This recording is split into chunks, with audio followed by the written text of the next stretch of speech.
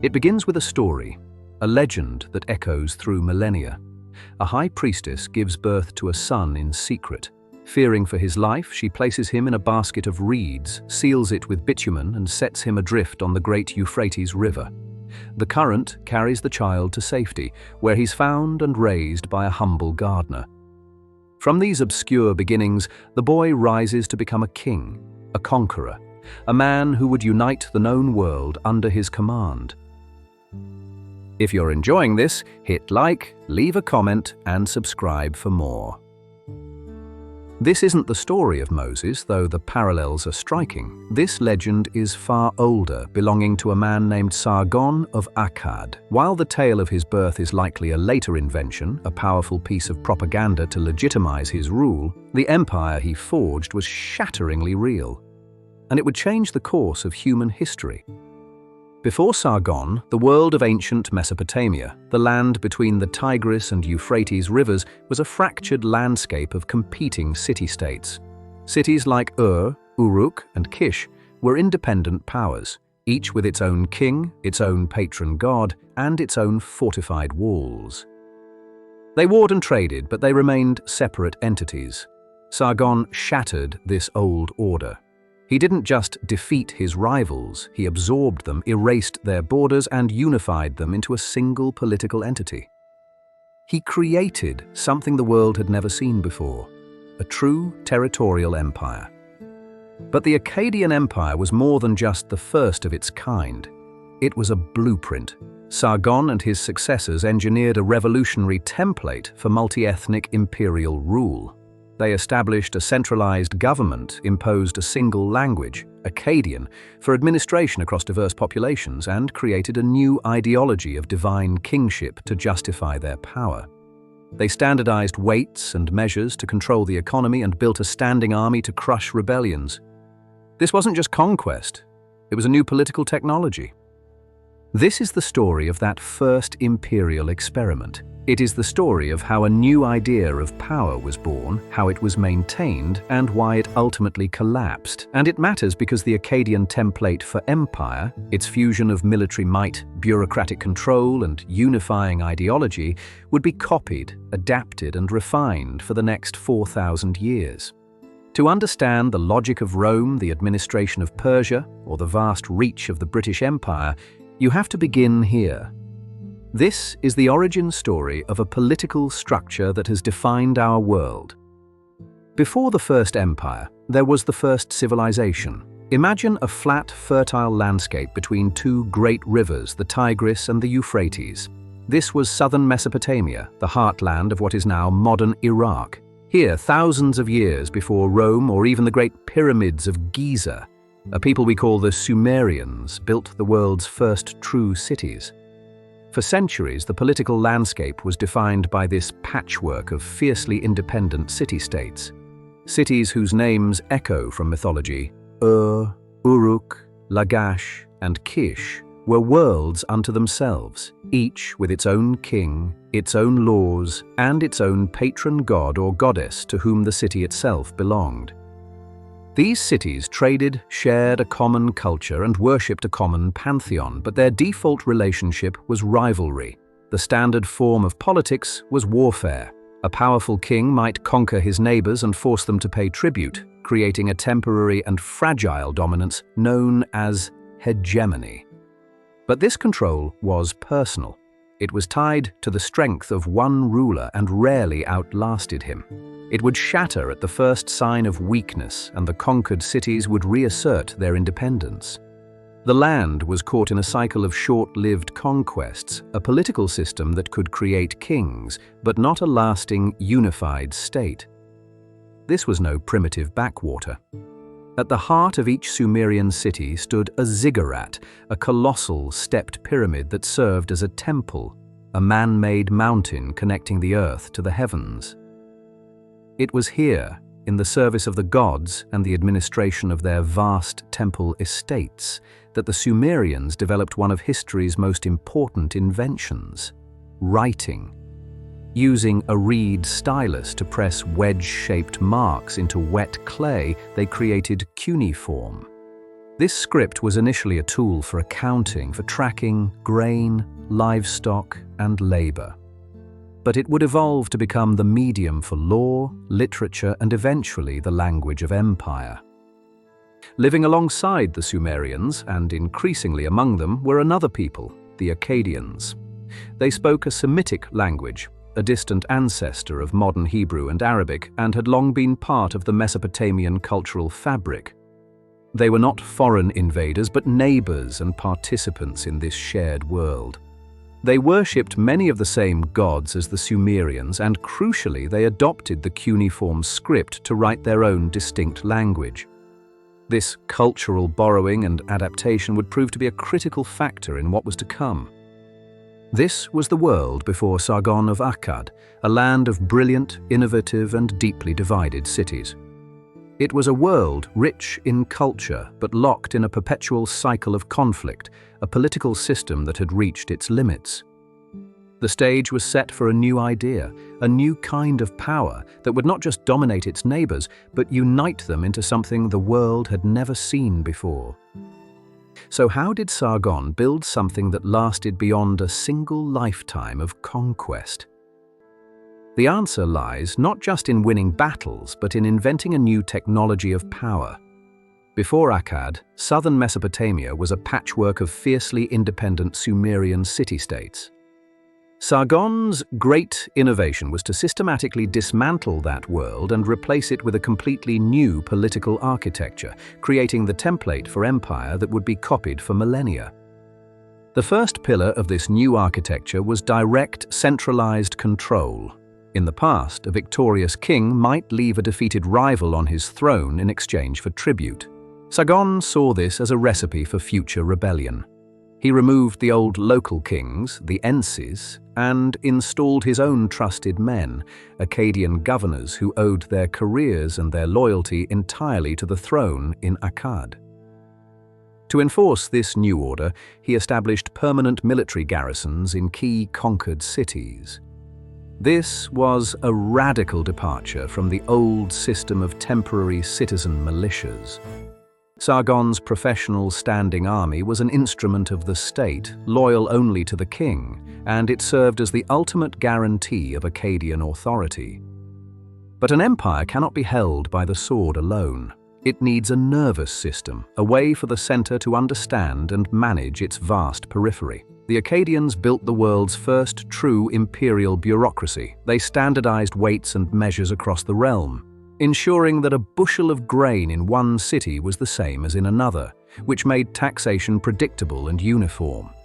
Most importantly, they established the Akkadian language, written in cuneiform script, as the official language of administration. For the first time, a single language was used to record tax revenues, land sales, and court judgments across the entire Fertile Crescent. This linguistic unification was the software of empire, allowing a diverse population to be governed by a single, coherent system. Finally, this new political structure needed a powerful story to justify its existence. Sargon and his heirs crafted a new ideology of kingship, one that elevated them far above any previous ruler. They were not merely the strongest kings among many. They were agents of the gods, destined to bring order to the world. Sargon took the grand title King of the Universe. His grandson, Naram-Sin, would go even further, having himself depicted as a living god. This was not simply ego, it was sophisticated statecraft. By elevating the monarch to a divine or semi-divine status, they placed the empire itself at the center of the cosmic order, making rebellion not just a political act, but an act of sacrilege. So, how do we know any of this? How can we reconstruct the world of Sargon and his descendants from a distance of over 4,000 years, especially when their capital city, Akkad, remains lost beneath the Iraqi landscape? The answer lies in the fragments they left behind, in stone, in clay, and in the very stories they told about themselves. Perhaps the most stunning piece of evidence is a single 6.5-foot slab of pink limestone, the victory stele of Naram-Sin. Discovered not in Mesopotamia, but in Susa in modern-day Iran, where it was taken as war booty 1,000 years later, it is a masterpiece of political propaganda. The carving shows Sargon's grandson, Naram-Sin, ascending a mountain, trampling the bodies of his enemies. He is depicted as larger than any other figure, wearing a horned helmet, a symbol previously reserved only for the gods. His own soldiers gaze up at him with reverence. This isn't just a record of a battle, it's a theological statement. The Stele tells us that under Naram-Sin, the king was no longer just the god's chosen representative on earth. He was a god on earth, a radical shift in Mesopotamian ideology and a cornerstone of the new imperial model. But while grand monuments tell us about ideology, the empire's true machinery is revealed in something far more humble: clay tablets. Archaeologists have unearthed tens of thousands of cuneiform documents from the Akkadian period. These are not epic poems or royal histories, but the mundane paperwork of a superpower. They are receipts for grain, records of land sales, lists of laborers, and letters between provincial governors. Written in the Akkadian language, they show a standardized system of weights, measures, and even a calendar imposed across the empire. It is from these tablets that we understand the vast bureaucracy required to tax, supply, and control such a diverse territory. They are the fossilized remains of the world's first imperial administration. Finally, we have the royal inscriptions and legends, which require a historian's careful eye to separate fact from political messaging. Take the famous legend of Sargon's birth, in which his mother places him in a reed basket and sets him adrift on the river. A story that might sound familiar from other traditions. Modern scholars don't read this as a literal biography. Instead, they see it as a powerful political tool. By claiming a mysterious, divinely guided origin, Sargon bypassed traditional claims to power based on lineage. It was a story that declared his rule was legitimized not by his father, but by fate and the gods themselves. This is the central challenge for Assyriologists. The Akkadian kings were masters of their own narrative, blending history with myth to justify a new kind of power. Piecing together their world means learning to read not just what they wrote, but why they wrote it. This raises a central question about the nature of Akkadian rule. Was Sargon a visionary unifier or simply a more effective conqueror? The answer, from the Akkadian perspective, is that he was both. But conquest creates the problem of control, of how to rule those you have defeated. Sargon's most elegant solution was not a weapon, but a person. His daughter, Enheduanna. By installing her as high priestess in the great Sumerian city of he placed a loyal agent at the spiritual heart of the old southern establishment. Enheduanna then went further, becoming the world's first named author. She composed brilliant hymns in the Sumerian language, and within them performed a masterful act of cultural engineering. She wove the identity of the Sumerian goddess Inanna together with her Akkadian counterpart, Ishtar, creating a single, syncretic deity for the new empire. It was a declaration that the gods of the conqueror and the conquered were one, and that they sanctioned this new political order. This was not conquest by the sword, but by the stylus, a foundational act of imperial soft power. If Sargon and Enheduanna laid the ideological foundation, Sargon's grandson, Naram-Sin, built a towering monument upon it. He took a step that was both revolutionary and, to many, blasphemous. For millennia, Mesopotamian kings had been seen as stewards, the shepherds of the people on behalf of the gods. Naram-Sin rejected this. He declared himself a god in his own right, the god of Akkad. The determinative sign for divinity, a star symbol, was written before his name on official documents. This was an unparalleled claim. It meant the king's will was no longer just sanctioned by the gods. It was the will of a god. The state and the divine were now one and the same, a total fusion of political and religious authority. This audacious claim required an equally audacious piece of propaganda to make it real in the minds of his subjects. The result is one of the great masterpieces of ancient art, the Victory Stele of Naram-Sin. The monument depicts the king as a perfect, muscular hero, larger than all other men. He wears the horned helmet, an attribute previously reserved for gods alone. As he ascends a mountain, he tramples the bodies of his enemies underfoot, his gaze fixed on the celestial symbols above. This isn't a simple record of a military victory. It is a theological statement carved in stone. It presents a new cosmic order with a divine king at its apex, mediating between the heavens and the earth. It is the ultimate expression of the Akkadian imperial ideal, an image of absolute power designed to be permanent and undeniable. This narrative of a powerful, centrally controlled state is, however, the official story, the one told by the victors on their monuments. The reality on the ground was far messier and more contested. It's tempting to view Sargon as a singular genius who invented empire from nothing, a great man of history whose rise was inevitable. But the truth is, the political landscape of Mesopotamia was already trending towards consolidation. The very king Sargon defeated, Lugal-Zagezi of Uruk, had already managed to unify the cities of Sumer under his rule, creating a kingdom that stretched from the Persian Gulf towards the Mediterranean. So, what made Sargon different?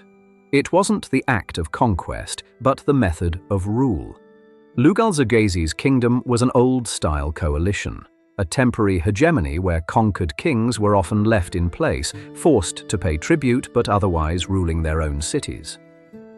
Sargon's innovation was to smash that system entirely.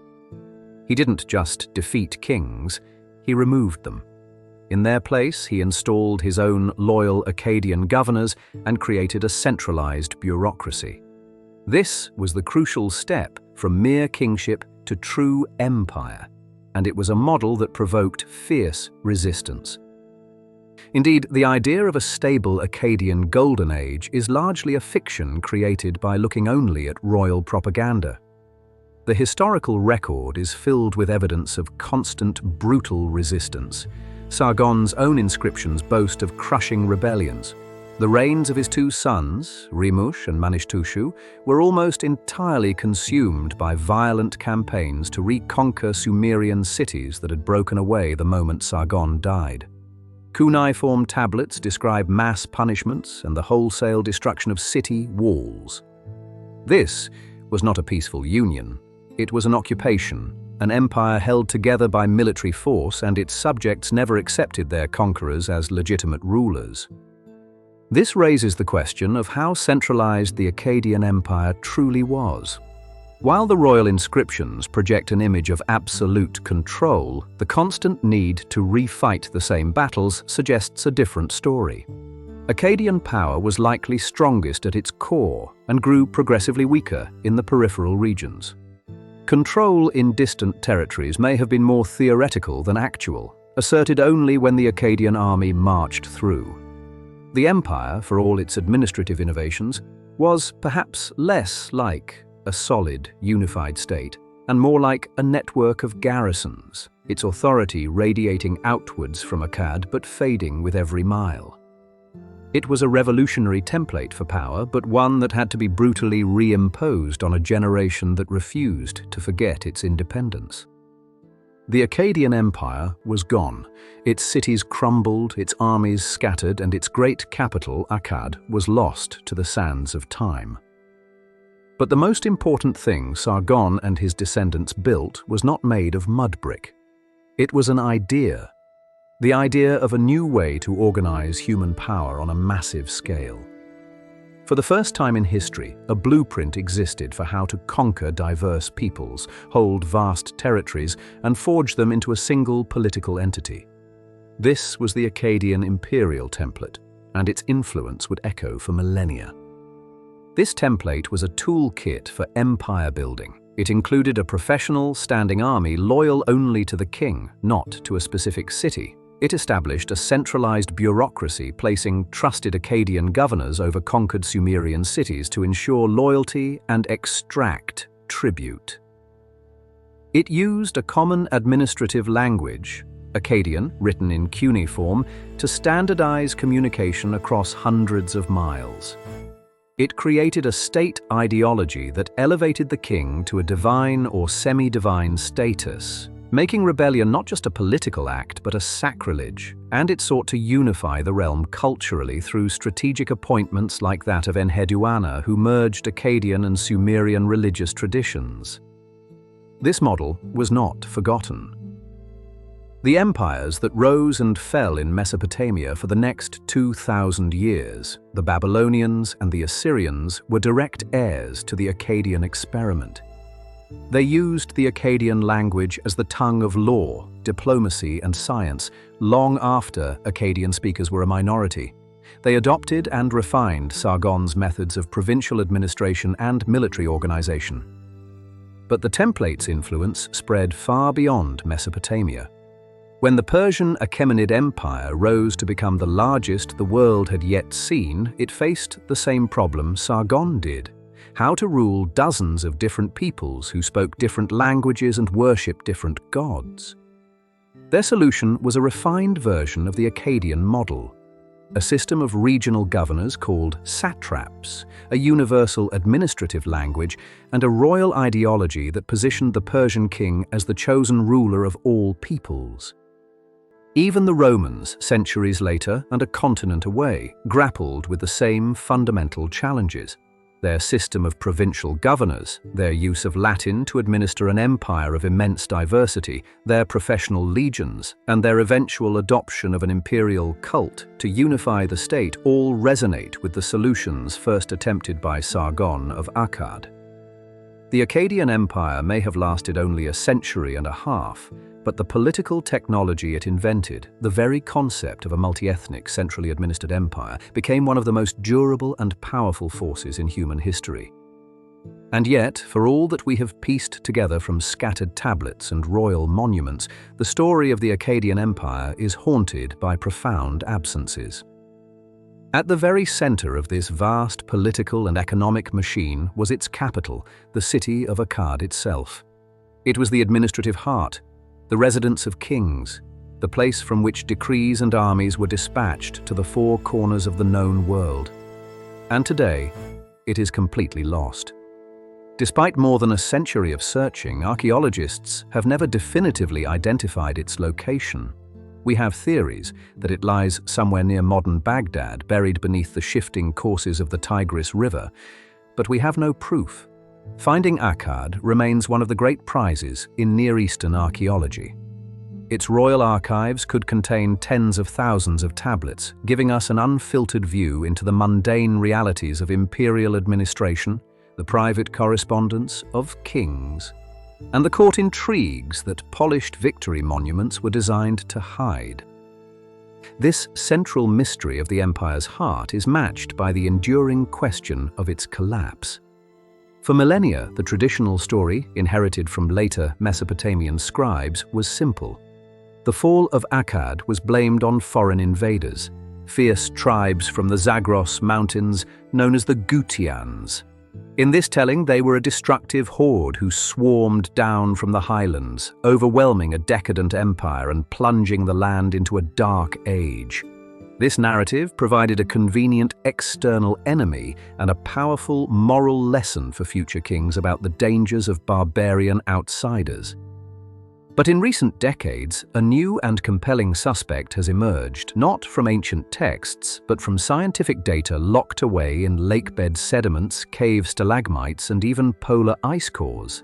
This evidence points to a catastrophic global climate event that began around 4,200 years ago, a sudden, severe, and multi-generational drought that struck the entire region. For an empire like Akkad, whose power was built on agricultural surplus from the fertile plains of Mesopotamia, such a climate shock would have been devastating. Widespread crop failures would lead to famine, which in turn would fuel rebellion in the provinces and shatter the authority of the central government. A king who cannot guarantee the harvest is a king who cannot command loyalty. Today, most scholars believe the truth lies in a combination of these factors. The drought didn't cause the collapse in a vacuum. It created the conditions for it. A weakened, starving empire became a tempting target. The Gutian raids were likely not the root cause of the collapse, but a symptom of it. The final blow to an imperial system already crumbling from within due to environmental pressures it could neither understand nor control. The search for answers continues, not just in the dust of Iraq, but in laboratories around the world. As paleoclimatologists refine their models and archaeologists use satellite imagery to trace ancient watercourses, we inch closer to solving these ancient puzzles and, perhaps one day, uncovering the lost capital of the world's first empire. The story of Akkad is the story of a political singularity. Before Sargon, the world was a patchwork of city-states, each a universe unto itself. After him, the concept of a single, centrally administered, multi-ethnic empire was no longer theoretical. It was a proven, world-altering reality. They didn't just conquer Mesopotamia, they conquered a political impossibility. When the empire eventually fell, its cities turned to dust and its armies scattered. But its most important creation was never made of mud brick. The Akkadian Empire's enduring legacy was the blueprint for empire itself, a political technology that would be studied, copied, and refined for the next 4 millennia. This imperial template was built from a set of revolutionary tools. First, a centralized bureaucracy capable of extracting and managing resources across vast distances. Second, a standing army loyal not to a city but to the king and the state. Third, the strategic imposition of the Akkadian language for administration, creating a common political dialect for a diverse population. And fourth, a powerful state propaganda machine. We see it in the victory Stele of Naram-Sin, which transformed the king into a god on earth. We see it in the hymns of Enheduanna, which skillfully wove together Sumerian and Akkadian beliefs into a new, unified imperial faith. This combination of hard power and soft power became the essential toolkit for anyone who wished to rule more than just a single city. Yet, the fall of Akkad is as instructive as its rise. It is a timeless lesson in the inherent fragility of such grand projects. The very centralization that gave the empire its strength also created its vulnerabilities. Resentment festered in conquered cities, creating fault lines for rebellion, and its reliance on agricultural surplus left it fatally exposed to the catastrophic climate shock that struck the region 4,200 years ago. The Akkadian collapse reminds us that no system, no matter how powerful or divinely sanctioned, is immune to internal dissent and environmental reality. The challenges they faced, managing diversity, maintaining legitimacy, and surviving climate change, are the perennial challenges of complex societies. Once you recognize the Akkadian template, you begin to see its echoes everywhere. You see it in the administrative provinces of Persia, the legions of Rome, the grand caliphates, and the colonial empires of the modern era. The story of the world's first empire is therefore more than ancient history. It is a foundational chapter in the ongoing story of human governance. It forces us to ask questions we still grapple with today. How do we build unity without erasing diversity? What is the true cost of centralized power? And how do we create societies resilient enough to withstand the shocks of a changing world? Perhaps the most haunting reminder of this history is that Akkad itself, the capital of this grand experiment, remains lost. Its palaces and archives are still buried, a final, unopened chapter in a story that continues to shape our own. If you're enjoying this, hit like, leave a comment, and subscribe for more.